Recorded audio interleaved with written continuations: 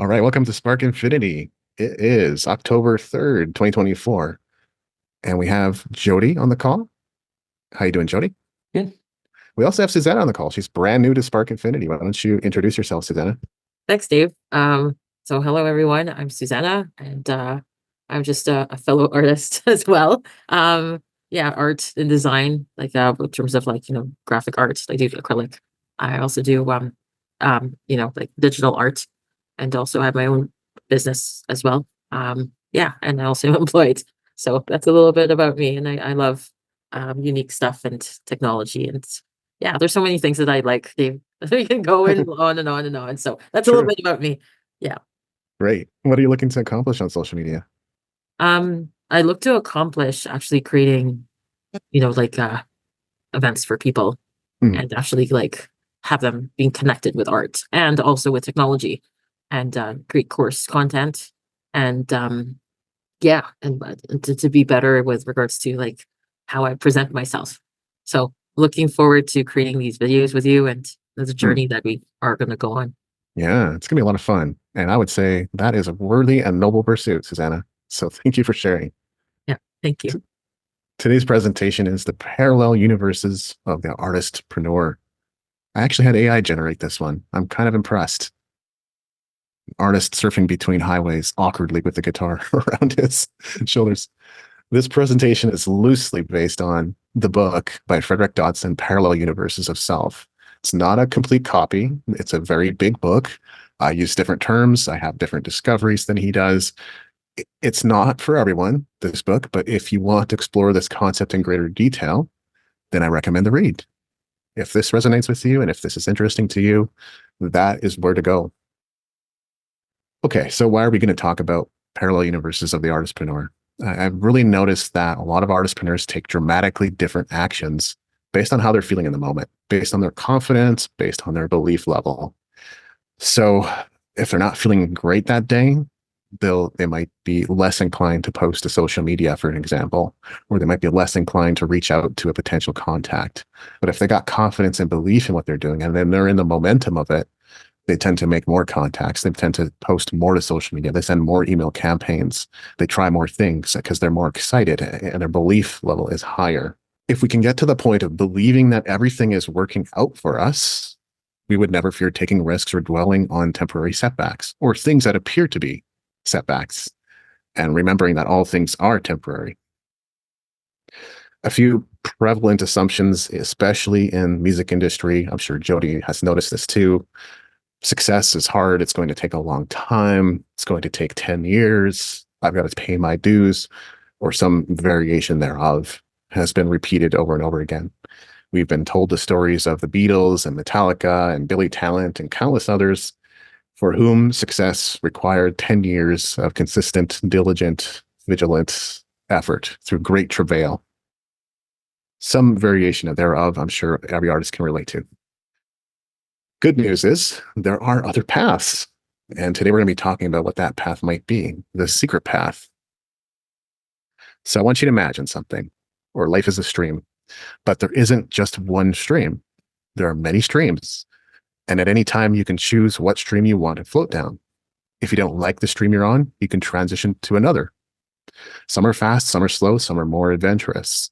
There are an infinite number of streams. And if you want, you can even stand on the shore and observe for a while. But it is a requirement that you stay on a stream. In his book, Frederick actually describes this as the highways. I like his analogy a lot too. Here's another way of thinking about this. There's a version of you that went right when you left, when you went left. There's a version of you that enrolled in a university when you took a job. There's a version of you that got married when you opted to stay single. And all these choices represent different streams of life. But every version of you exists. So there's already a version of you that has been married. If you're not married, there's already a version of you that has experienced fame or fortune. And this is because all timelines coexist simultaneously, and you have access to all of them. You can surf between the streams at will, opting to experience anything you want, because there's a parallel version of you that has already experienced it, whether wealth, fame, or freedom. Okay, but the question is how? How can we surf between these streams? So to experience another timeline, you would need to surf over to it. It certainly can sound complicated, but it isn't. And it's something that can happen in minutes, probably not seconds, but minutes. If you still your mind and imagine yourself having the preferred experience and feel as though you already have it, and then come out of that experience, completely release it, then it's done. And the moment the identity shift has occurred, and we'll talk more about identity shift throughout this, is the moment it's become your new reality. So often we talk about growing, expanding, becoming, trying to get somewhere. But if the identity shift happens, all those other things tend to happen naturally. So oftentimes we have that process backwards. In other words, it's not about doing, it's about being. There's no trying, there's no striving, there's no waiting, there's no expecting, there's no faking it until you make it if you've initiated and gone through an identity shift.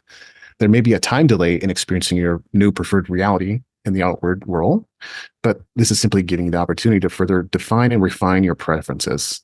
Because sometimes, if you aren't specific enough, you can bring about undesirable results. You could say things like, I want to be called by 100 people who are interested in my music next week, and then get 100 people who are a pain to deal with. And so you attracted what you asked for only because you weren't totally and completely specific with what you wanted. You just got any random group of 100 people contacting you. Having initiated an identity shift, things, potentially unwanted things, will happen, but it's all in how you perceive the proceedings. In other words, things start happening. That's a good time for you to affirm and confirm that you've actually initiated the identity shift. Most times we think something bad happens, we assume we did something wrong. When in fact, if we make that identity shift and things start changing, we should confirm and affirm that we're moving towards the thing we want. So, and that's because bottom line, the universe is taking you on the shortest possible path to get you to where you want to go. And that might include some unexpected surprises. And your only role in all of it is to affirm the shift you've made. That's all you have to do.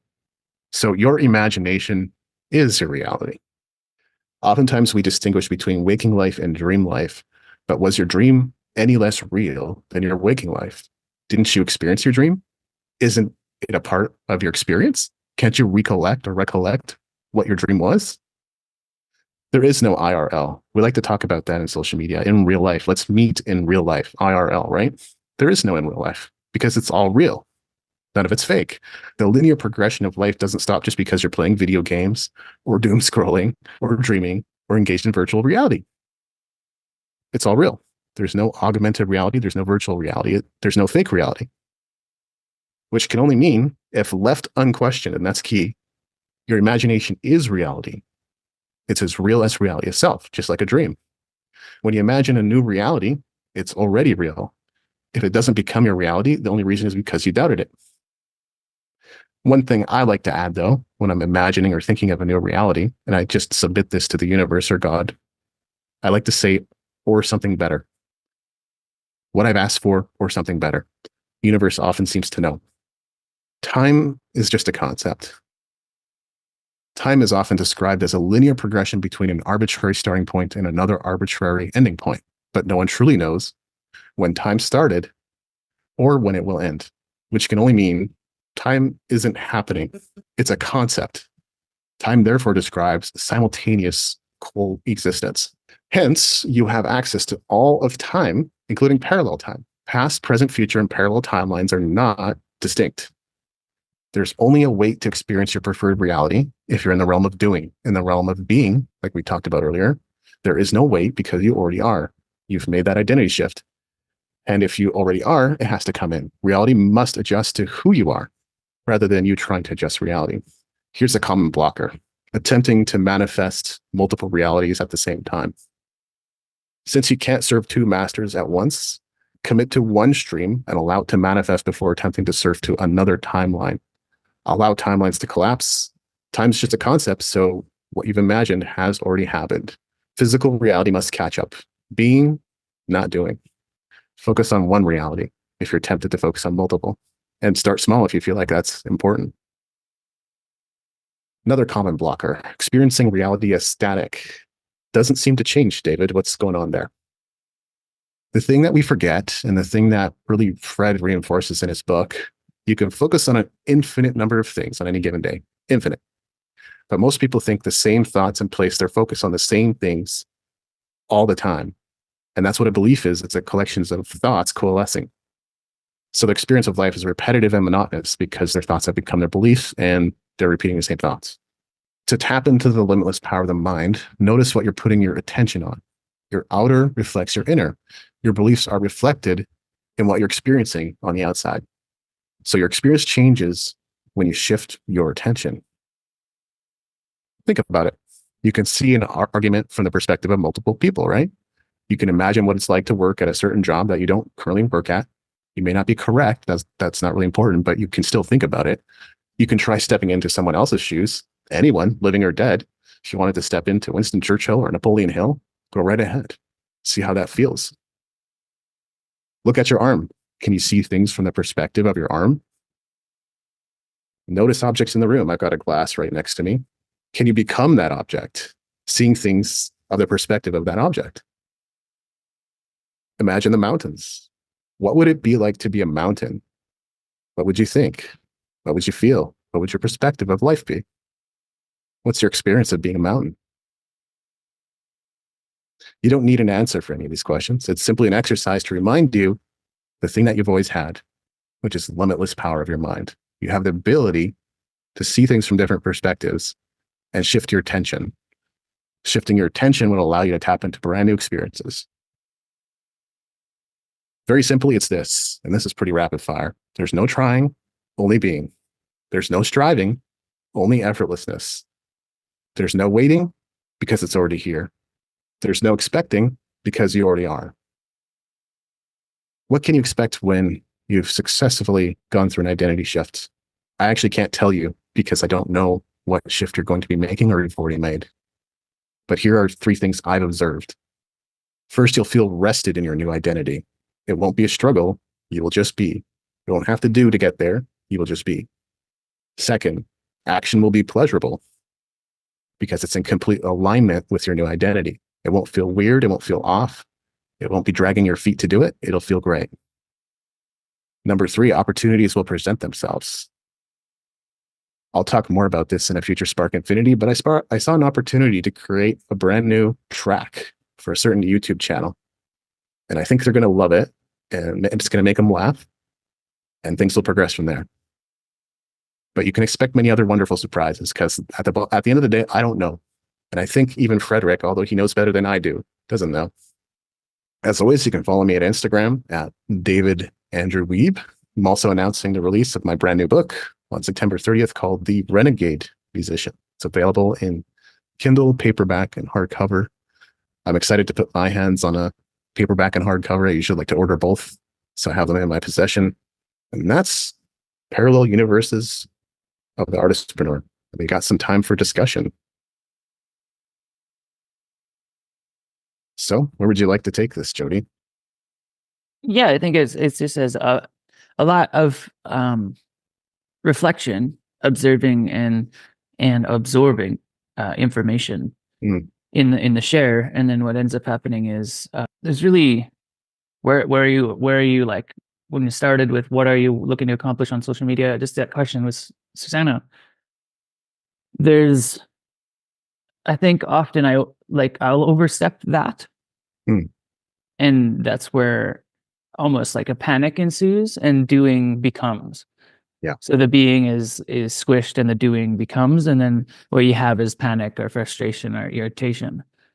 In the practice of being someone who is relaxed and enjoying life, it's a very different identity shift. So it's a funny thing to talk about because I'm in that space right now of having an identity shift of like, how do I evolve and be satisfied in the moment? And it was a loaded question, to be fair, Susanna, based on today's presentation. Where are we going? Doesn't matter where you're going if you make the identity shift, right? Yeah, and I think it's neat to look at it as an identity shift and then giving it time rather than it being rushed or I think when I started doing the whole music journey 5 years ago, there was like I'll start here, and then my intuition thought it would be quicker because I was more like dead set on my direction, and it's been more like Yeah. You know, like the paddles in a pinball machine. And then ding ding ding ding ding. You know, some of the hits have been good and some of them haven't. So it's, I think in the reality of it, it's been highly successful in a short period of time. So if I look at it that way, there's a whole different identity created from that beginning statement of what are you looking to accomplish on social media or with music or with getting in the car and going to the grocery store. It can be that simple. I go to the grocery store lately, just walking around aimlessly and hoping something catches my eye. Kind of have like an idea of why I'm there, but it's like I go more for the interaction than I Hmm. go to really achieve getting nourishment. Sure. I like And the grocery store. yeah, actually, I've had a lot of fun grocery shopping. It's something that I think a lot of people consider kind of a chore or something they don't especially like. But if you kind of pick your battles and don't go when it's so busy all the time, Yeah. I think it can be a fun activity. Yeah, and from the parallel universe perspective, you describe feeling like a pinball going back and forth. That means you're doing something right, and there is no good or bad objectively. It's just stuff that's taking you to where you want to go, and that's the shortest path. It includes those things. Yeah, there's a strange confidence, you know, even which has nothing to do with social media, but like I was saying, trimming ahead yesterday to like how I feel today with, Hmm. you know, used to be able to do something like that and do it all day. And today being the age I am and the, you know, the physical nature of who I am, having a hand injury or whatever it is, it's like, my body is like, what did you do? And so there was a different reaction where my mind was prepared. It was like, oh, I got this. It's all good. But my body was like, dude, what is the deal? So I Right. think that, you know, you put it in perspective, like you said, like my mind thought one thing, but my body had the reaction of a different thing. And I Hmm. tried to prepare my body with my mind, knowing that what I was doing, I was going to be doing physical labor and I was going to be okay, but I was not. Hmm. And that's the what so. It's like, so I shifted gears and did different things today, and who I was being during that was more in the experience of the day rather than having to accomplish a ton of things and be stressed out. And there is an opportunity to experience a lot of different things if we tap into the limitless power of the mind. Mm-hmm. So it was physical labor, but if you saw it from the perspective of the grass or the road or the person across the street, suddenly it's a different experience. Oh yeah, totally. Hmm. Susanna, what are you hearing in all this? What did you get out of today?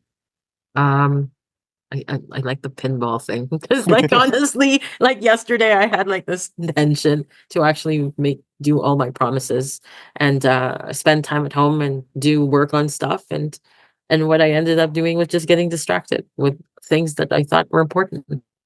Hmm.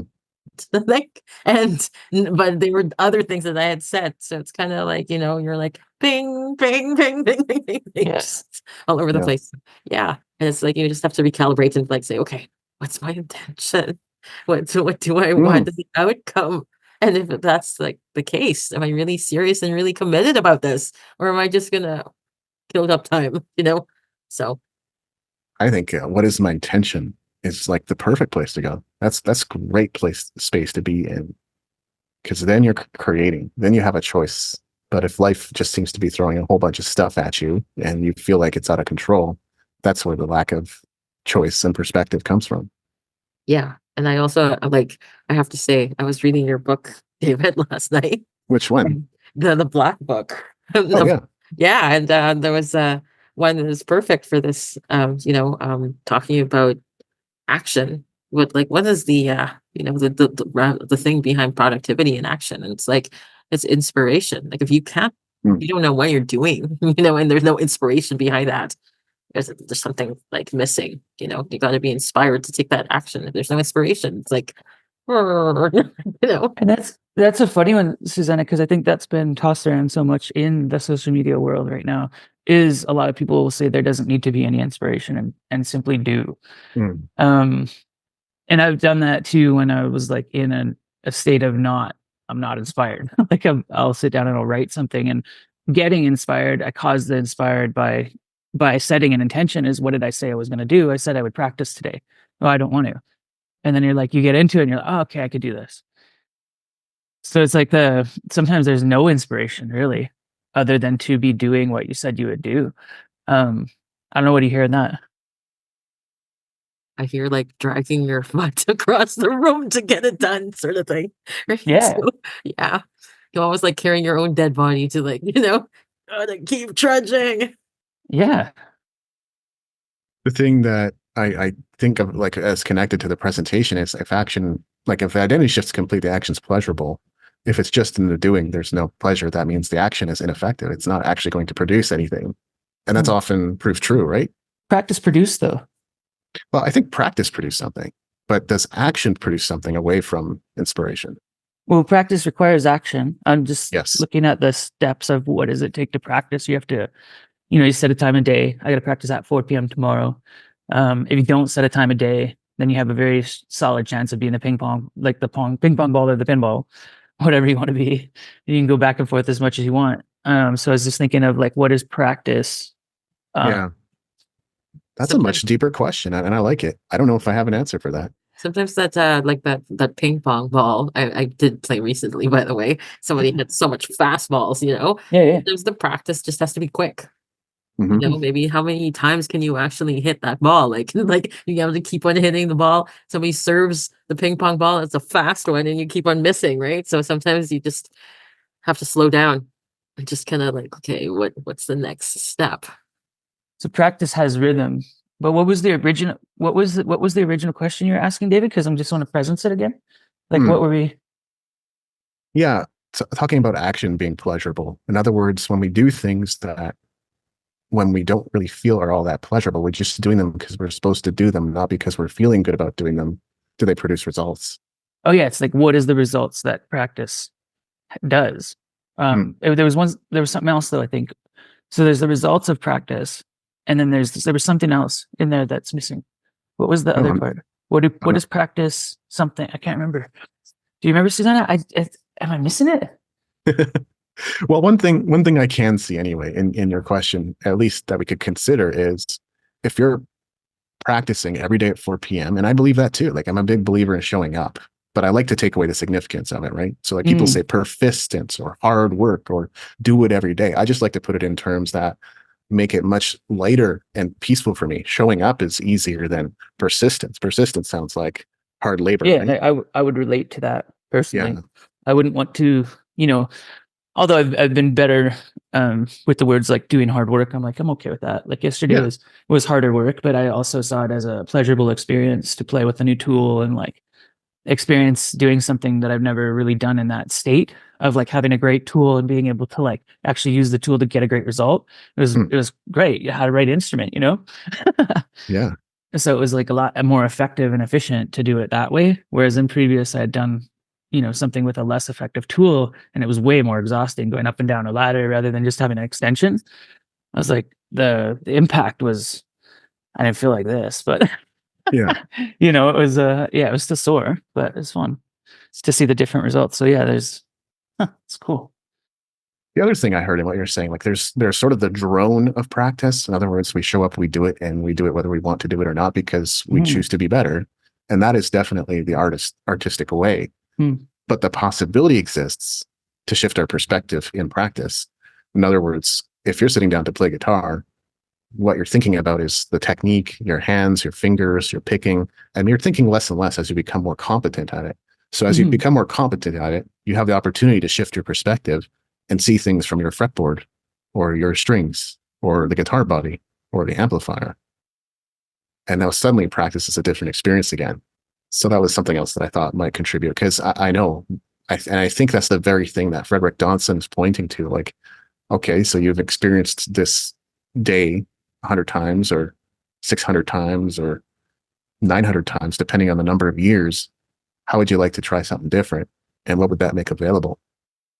And he's pointing to the fact that, wow, your mind is pretty much limitless in what it can focus on or bring its attention to or change its perspective of. And if you consciously do that, you'd have a new experience. And I think he would even say you'll have such a completely different experience when you do that. Life will become something different. Yeah, I'm seeing I'm seeing it being lighter. I think there's even ways when we word things like today is or today will be. So that's about the day. And then there's I am and I will be. So I mean, you could say today is going to be awesome. And then who are you being in that awesome is because you don't want to collapse yourself in the day. Or is that overcomplicated? Is it assuming that, because it seems like we gave the power to the day, but then who are you during the day? Like, you gave the power to the day being awesome, but who are you being in an awesome day? So what if the day was awesome and you were still shitty? Yeah. It's just like, I think I noticed a lot going through training and development in certain areas like that I did a lot of the collapsing of the two together. Yeah. Where we give, and then, like, like you said, like the innate object, like a mountain. The mountain is bold, and it's like, well, that's great about the mountain. Well, who am I on the mountain, looking from the mountain or being the mountain? It's like changing that perspective really gives us a chance to cause something very unique in the day, and not give the power away, but be the power within that choice of perspective. Yeah. Hmm. There's something in the languaging as well. So today will be is almost like trying to tell the day what you want it to be. Like, The maybe day, it'll be okay. I don't know. yeah, It's like not a commitment. the day's just going to be what it's going to be. Yeah.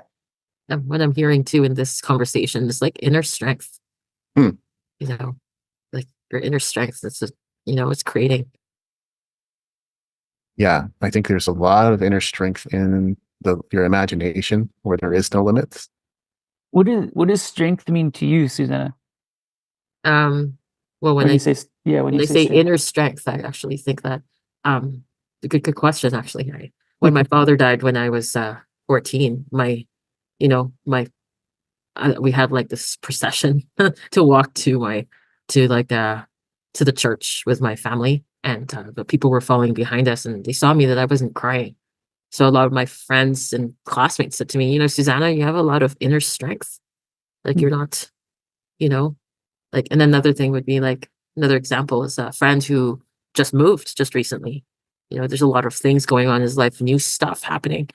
And I'm just like a person that to really reliably called upon to have that inner strength for that person, like being a rock or pillar, and showing that like inner strength. So that's what I hear about, like, when inner strength is shown, it's like you're, So would it make sense that inner strength for you is reliability and compassion kind of thing? Like, yeah. that's what I got. Because And the I energy got, force. like, hearing it on this side, I got like, there was somebody that said you had inner strength, but you didn't really have like a meaning to it, which is fine. So you took on inner strength from that person and gave it like that. But when you're speaking of it, you're like, I like to be reliable and this, and that's my, reliable, confident, and compassionate kind of thing. I was like, that's rad. And that's like my interpretation over here. So that's why I was asking, like, it's cool to see where it came from. Outside source said the words, and you got, you got like other things from it. So it's neat. You never know what someone's going to get from a message, but they're going to get what they need to get. Right. And then it just kind of like, maybe it's a eureka moment for someone. Yeah. That's the hope. I would love to see artists tune in and see what they get out of this. And maybe some will have that identity shift moment, and maybe things will start working for them in a way that they haven't worked before. I've had that experience of feeling like I'm spinning my wheels. That's how it felt on the inside. It doesn't mean that's what was happening on the outside, but that's the magic, right? Noticing how it feels on the inside, and does it have to feel that way? And is that what's really happening? Or is it happening on the outside because I'm feeling that way on the inside? Which I would say is the case. Yeah. I mean, do you have a specific instance you can use as an example? I recall, the early parts of my music career, we contributed quite a bit of music to like compilation albums and stuff like that. And we would see some traction in some really weird ways. Like, we were among the first to upload our music online and make it available for download. And that overloaded our server like that. So we had to move to a new web host. That Napster? No, it wasn't. We just made it available online because we recorded our jams and we're like, we're a jam band and this is what we do. And like, we want people to have this. It's like one of a kind thing. We may never do that song again. At least we're definitely not going to do it the same way. So here's a moment we're capturing and sharing out into the world. But bands broke up. I kind of had to decide what I was going to do. And I decided to be self-determined and to keep going and write my own material. And from that day forward, although bands may have reunited here and there, I always felt like I was steering the ship and it was up to me. And I had to find people and I had to build a website and I had to promote my music. And so right up until I turned 30, that all felt like spinning my wheels in a struggle. Now, I discovered some things that changed how I was thinking about it. That's why I launched Music Entrepreneur in the first place, is because I had this eureka aha moment that, oh, I can apply myself in a bit of a different way. I can adapt a business mindset or entrepreneurial mindset and bring it into music. And that could be a mindset shift or paradigm shift that would be worthwhile. And it was. But up until that point it felt I had the experience of spinning my wheels a lot. Yeah, I got that. Yeah. I feel like I'm spinning up my wheels too in my own life too. Yeah. You know, you think that something's going to work, after a training and development program, and you're like, what the heck? How come it didn't work? Why am I still like spinning my wheels? And somebody asked me, Susanna, what did you get out of the 2 years that you were there? And I'm like, something happened, but it wasn't the one that I was thinking about. I'm still spinning my wheels. So yeah. It's true. I think in that program, people get what they get. And I think it's usually something in communication. Mm-hmm. I do know that some people got their businesses, they got their lives, they got their relationships also. But I think many times it's something connected to communication or self-expression that they got. And that was me. Like, I wouldn't go back and say no to the program. I would do it again. In saying that, here were the things that I said I wanted, and the program promised me that I didn't get. It's easy to kind of see things from that perspective. It's interesting, as you both shared, though. I think in any program, what I'm seeing is the possibility of people looking for shortcuts. That's just from this side. And now that I know there are no shortcuts, I think I would have approached being in a specific position, even now moving forward as a musician or a business person, knowing that there aren't any shortcuts. If I gave all of that, or when I give all of that up, who do I become in my journey is interesting, because I was very similar. Like, you might be blame a program or blame this, blame that, but in the sense, as we said, in the identity shift, if we came into it in that perspective and knew and set a little bit less expectation in cutting things shorter, like the pain or the heartache or the not wanting to go through the growth, because it's gonna be different for everybody. It's because I think sometimes I just want to not have to struggle anymore. Yeah. And so when I don't get what I thought I would get, I get irritated. The only shortcut is the secret path, and the secret path is following your bliss. Yeah. But do you have the confidence and the identity to chase your bliss every day? Or does it feel like I got to wake up and go to a job? Exactly. Right? Yeah. And it's all in, again, a shift in identity will attract what you're looking for, or will it? Because if you're collapsing things together, you could still go get a job at Starbucks and be blissful. Oh, 100%. Yeah. I'm not discounting that at all. And I was just using an example, and then just because it's like career-wise, you never know what somebody else is going through. That's why I gave my caveat, or something better. In other words, I imagined the reality I wanted, but where I ended up was I got hired with tech systems at Meta, and that turned out to be the best thing. But there's no way I could have known. It was off the radar. I didn't see that was best. Yeah, I've seen a lot of that, I think, in the identity shift that I'm coming up on right now, as well as there's a lot of things that I'm seeing that are, how do you say it? You might be noticing it too. I don't know why it's slipping away. Off the radar, unexpected? Yeah, it's like it's going back to like the universe has its own plans for you, so don't plan too far ahead kind of thing. Yeah. And I'm starting to see that as a more of a reality and the way to live in. And that's why, like, I was often more of a person that would live in the moment rather than a person that knew how to do a 1 year, 5 year, 10 year plan. Yeah. And it's important to have those, I think, but it's important to also dance with them. Yeah, I think the dance is the really important part. I've seen some people navigate that path effortlessly. I think Derek Sivers, as far as I can tell, he said, here's 10 years to my business life. Here's 10 years to getting a tech, what are they called? The TED Talks. Yeah. And here's 10 years of my life dedicated to writing books. And that's exactly how it's gone. But the thing that I wonder is, well, maybe he's just on the path and he knows. He's so tapped in that he knows exactly what he's doing, where he's going. And yeah, go ahead.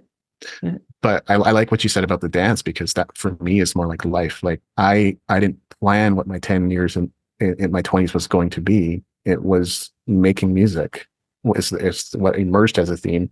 I didn't plan what my 30s were going to be about. Writing books is what emerged as a theme. But I'm also taking away from what you're bringing up is that I'm someone sometimes who's scared to take action. Sometimes, and so like when I see like yourself, David, and like with you writing books and writing more books and more books, you're just like mastering your craft. Yeah.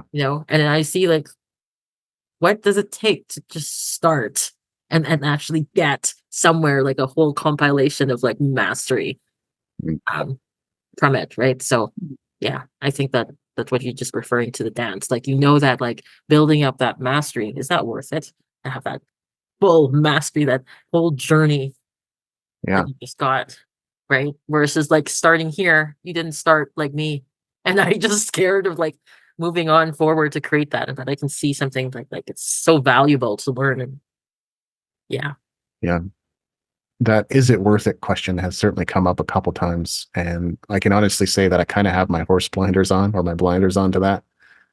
That was the only promise that mattered to me. I committed to producing these books and releasing them on a timeline, and I'm following through on that. But as you say, within that practice is an opportunity or an allowance for mastering the craft and gaining a better understanding with what resonates with humanity. If my work is like based on resonance, then I've only produced a handful of things that have ever resonated with humanity. I don't know if that's the only thing though. For me, it feels like something needs to fall into place, and when that thing falls into place, everything will work. But I don't know. Maybe I'm waiting, and there's no waiting in parallel universes. So yeah, you're being, right? So being in action, or even peace is action. Yeah, whatever peace creates for you, and that energy is exactly what was meant to be.